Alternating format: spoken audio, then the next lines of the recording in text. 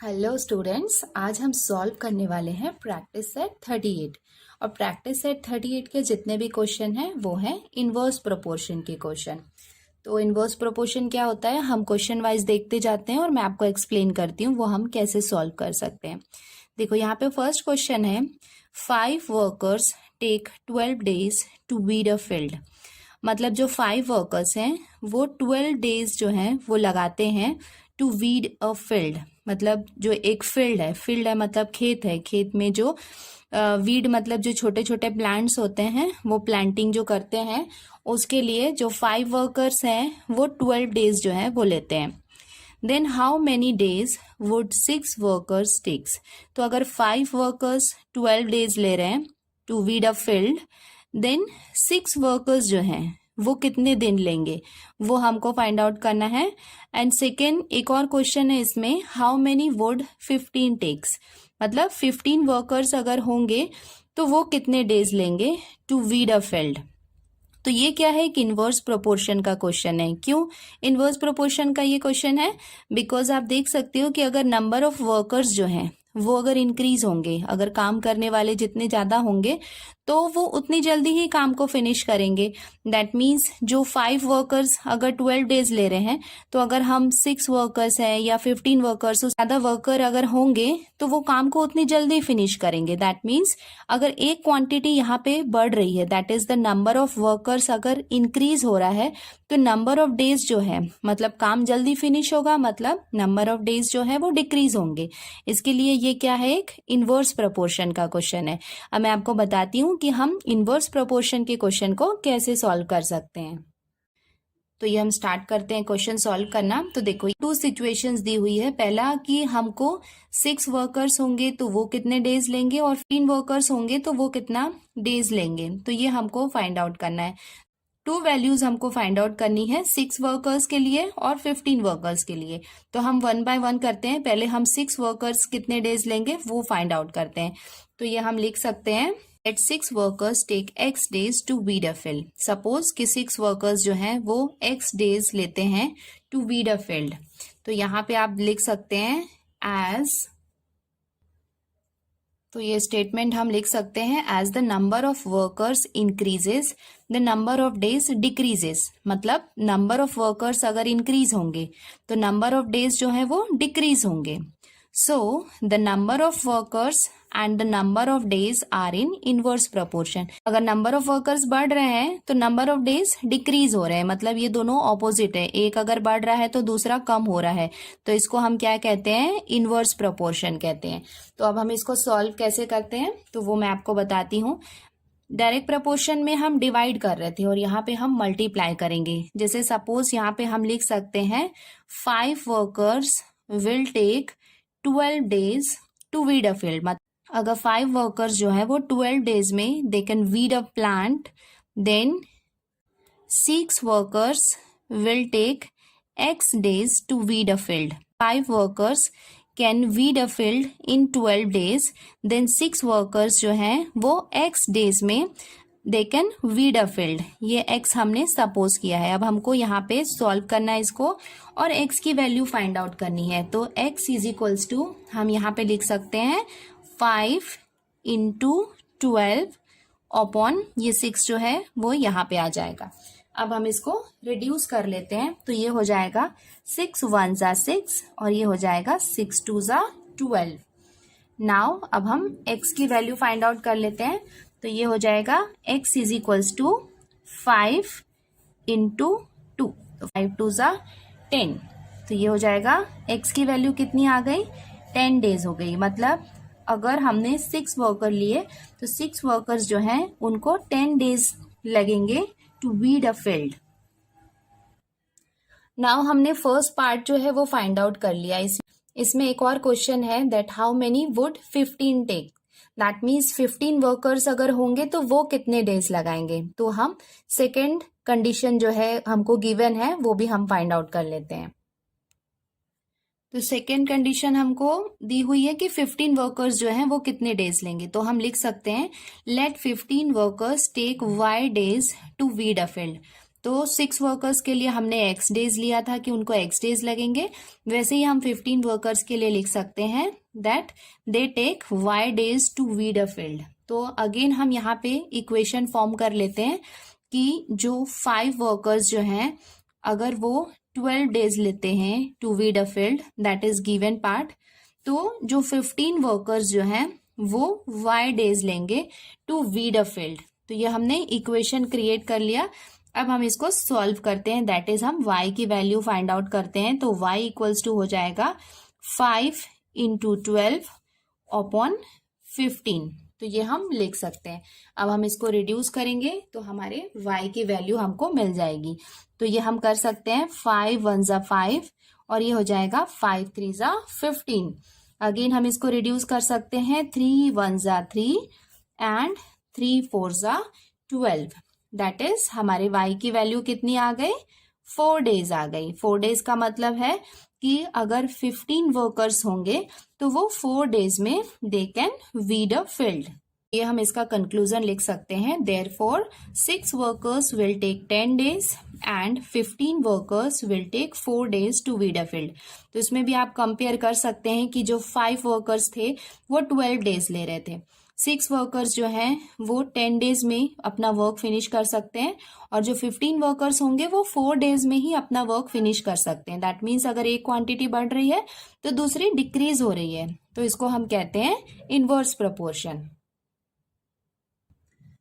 अब हम स्टार्ट करते हैं क्वेश्चन नंबर 2। यहाँ पे क्या दिया हुआ है, Mohan Rao took 10 days to finish a book reading 40 pages every day. मतलब मोहन राव जो है वो 10 डेज में एक बुक को फिनिश करता है अगर वो एक दिन में 40 पेजेस जो हैं वो रीड करता है। Then how many pages must he read in a day to finish it in 8 days.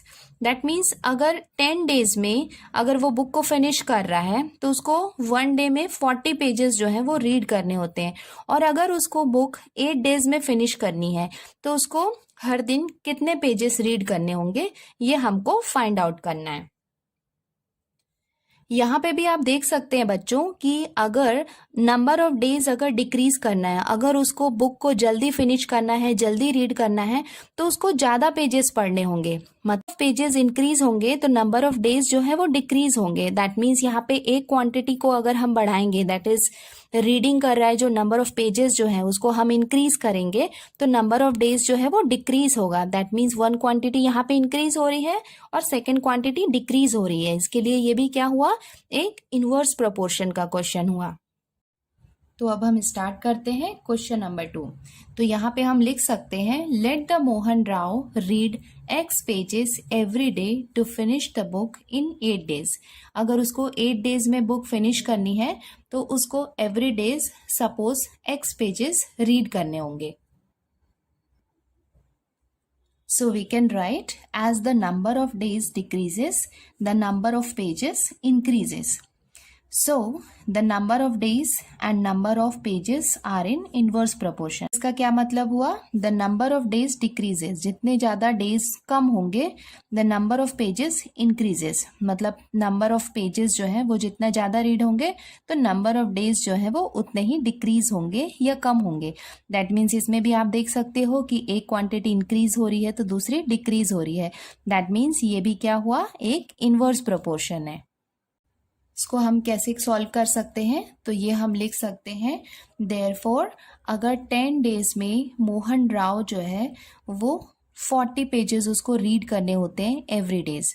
मतलब 10 डेज में अगर उसको बुक फिनिश करनी होती है तो 1 डे में उसको 40 पेजेस रीड करने होते हैं, और अगर उसको बुक को 8 डेज में फिनिश करना है तो उसको x पेजेस रीड करने होंगे एवरी डे।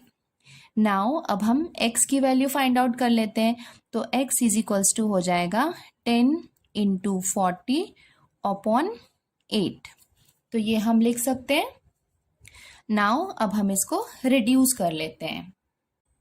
तो इसको हम ऐसे रिड्यूस कर सकते हैं, ये हो जाएगा 8 1 ज़ा 8 और ये हो जाएगा 8 5 ज़ा 40। दैट इज हमारे x की वैल्यू हम लिख सकते हैं, x is equals to 10 into 5 और 10 5 सा हो जाएगा 50। तो ये इसका कंक्लूजन हम लिख सकते हैं, hence Mohan Rao will have to read 50 pages every day to finish the book in 8 days. अगर उसको 8 डेज में बुक फिनिश करनी है तो उसको एवरी डे 50 पेजेस रीड करने होंगे। करते क्वेश्चन नंबर 3। यहाँ पे क्या दिया हुआ है, Mary cycles at 6 kilometer per hour. 6 kilometer per hour मतलब 1 आवर में अगर वो 6 किलोमीटर साइकिलिंग करती है, then how long will she take to reach her aunt's house which is 12 kilometer away. तो अगर उसकी आंट्स का जो हाउस है, मतलब उसकी आंटी का जो हाउस है वहां से 12 किलोमीटर दूर है, तो उसको कितना टाइम, हाउ लॉन्ग मीन्स उसको कितना टाइम लगेगा आंट के हाउस में पहुंचने में। एक और कंडीशन दी हुई है, if she cycles at a speed of 4 kilometer per our.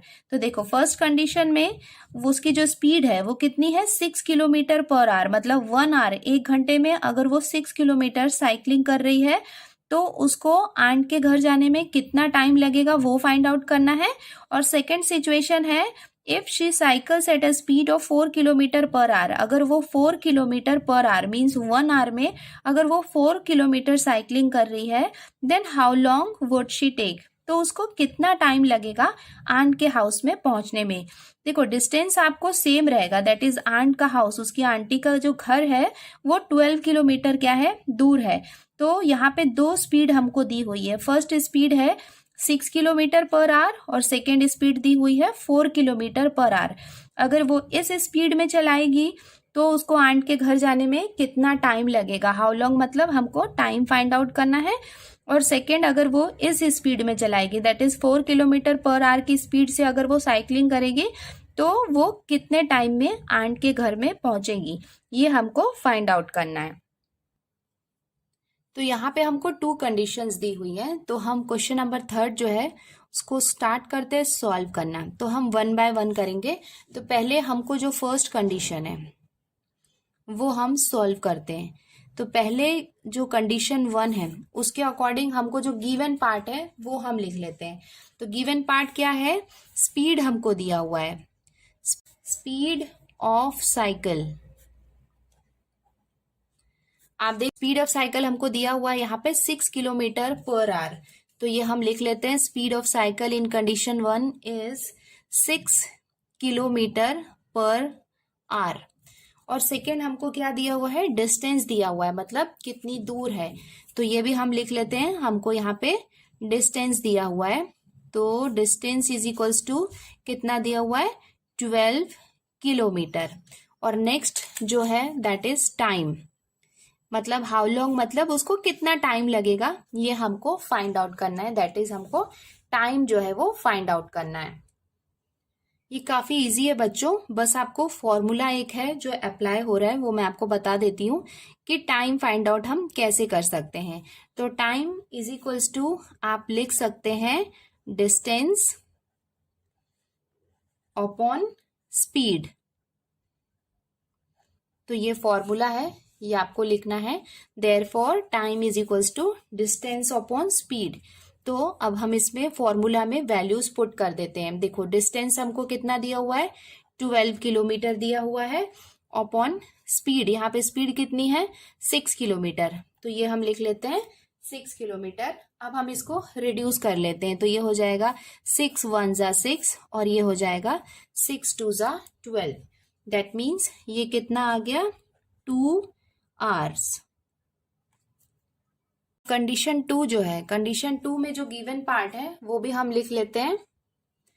तो कंडीशन 2 में जो गिवन पार्ट है वो हो जाएगा speed of cycle. Speed of cycle हमको सेकेंड कंडीशन में कितना दिया हुआ है, 4 किलोमीटर पर आवर। और जो डिस्टेंस है वो सेम रहेगी दोनों कंडीशन में। तो डिस्टेंस कितना है, 12 किलोमीटर। तो अगेन हमने जो फॉर्मूला कंडीशन 1 में अप्लाई किया था वही सेम फॉर्मूला हम यहाँ पे अप्लाई करने वाले हैं। देयरफॉर हमको टाइम फाइंड आउट करना है। तो ये हम लिख सकते हैं, time is equals to distance upon speed. तो सेम फॉर्मूला हमने यहाँ पे लिख लिया। अब हम इसमें वैल्यू पुट करते हैं। तो टाइम इज इक्वल्स टू हो जाएगा, डिस्टेंस जो है वो सेम है, दैट इज 12 किलोमीटर, और स्पीड यहाँ पे डिफरेंट है, that is 4 kilometer per hour है यहाँ पे स्पीड। अब हम इसको रिड्यूस कर लेते हैं, तो ये हो जाएगा 4 1 जा 4 और ये हो जाएगा 4 3 जा 12, दैट इज ये कितना हो जाएगा, टाइम जो है वो आ जाएगा 3 आवर्स। तो ये हम लिख लेते हैं, if the speed of cycle is 6 kilometer per hour then Mary will take 2 hours. That means अगर स्पीड 6 किलोमीटर पर आवर है तो मैरी को 2 आवर्स लगेंगे, and if the speed of cycle is 4 kilometer per hour then she will take 3 hours to reach her aunt's house. That means the speed of cycle अगर 4 kilometer per hour है तो उसको 3 hours लगेंगे उसके ants के house में पहुंचने में। The stock of grain in government warehouse last 30 days for 4,000 people। मतलब गवर्नमेंट का वेयर हाउस मतलब जो गोडाउन्स होता है जहाँ पे मतलब ग्रेन्स को, फूड को क्या करते हैं, स्टोर करके रखते हैं। तो अगर 4,000 पीपल है टोटल, तो उनके लिए वो जो फूड होता है वो 30 डेज तक चलता है। Then how many days will it last for 6,000 people. तो अगर 6,000 पीपल अगर टोटल होंगे तो वो फूड जो है वो कितने दिन तक चलेगा उनके लिए, वो हमको फाइंड आउट करना है। तो यहाँ पे आप देख सकते हैं कि यहाँ पे नंबर ऑफ पीपल कितने हैं, 4,000 है। तो ऑब्वियसली अगर नंबर ऑफ पीपल इंक्रीज होंगे तो जो फूड जो होगा, फूड का रिक्वायरमेंट जो होगा वो ज़्यादा होगा। दैट मीन्स जो फूड जो है वो 4,000 पीपल के लिए 30 डेज तक चल रहा था, वो अगर पीपल ज़्यादा होंगे, that is number of people ज़्यादा होंगे, तो वो फूड जल्दी फिनिश हो जाएगा, नंबर ऑफ डेज जो है वो डिक्रीज हो जाएंगे। तो ये भी क्या हो जाएगा, एक इनवर्स प्रोपोर्शन का क्वेश्चन है। तो हम इसका सॉल्यूशन स्टार्ट करते हैं। तो ये हम लिख सकते हैं कि let the stock of grain last for x days for 6,000 people. That means अगर 6,000 पीपल हैं तो वो जो फूड है वो x डेज तक क्या होगा, लास्ट होगा, दैट इज चलेगा। That people and the days are in inverse proportion. तो ये भी क्या है, एक इनवर्स प्रोपोर्शन का क्वेश्चन है, क्योंकि अगर नंबर ऑफ पीपल इंक्रीज होंगे तो नंबर ऑफ डेज जो है वो डिक्रीज होंगे। तो ये क्या हुआ है, एक इनवर्स प्रोपोर्शन का क्वेश्चन है। तो ये भी हम इसको सॉल्व कर लेते हैं। Therefore we can write 4,000 people अगर हैं तो the food is last for 30 days, और अगर 6,000 पीपल हैं then the food can be last for x days that we have supposed. Now we have to find the value of x. So x is equals to, we can write 4,000 into 30 upon 6,000। ये हमने लिख लिया। अब हम इसको reduce करते हैं। तो यहाँ पे आप देख सकते हैं 1 2 3 जीरोज हैं, यहाँ पे भी 1 2 3 जीरोज हैं। तो ये 3 जीरो से ये 3 जीरो को हमने कैंसिल कर दिया। अब हम इसको नेक्स्ट रिड्यूस करेंगे, 6 1 जा 6 और ये हो जाएगा 6 5 जा 30। नहीं बाकी है, तो ये हम लिख सकते हैं x is equals to 4 into 5, कितना हो जाएगा 20। दैट इज हमारे x की वैल्यू कितनी आ गई, 20। और ये हो जाएगा इसका conclusion. Therefore the stock of grain will last for 20 days for 6,000 people. That means अगर 4,000 पीपल थे तो उनके लिए 30 डेज तक वो फूड था, बट अगर 6,000 पीपल होंगे तो उनको वो फूड जो होगा वो 20 डेज की रिक्वायरमेंट को फुलफिल कर सकता है। और ये हो जाएगा हमारा आंसर।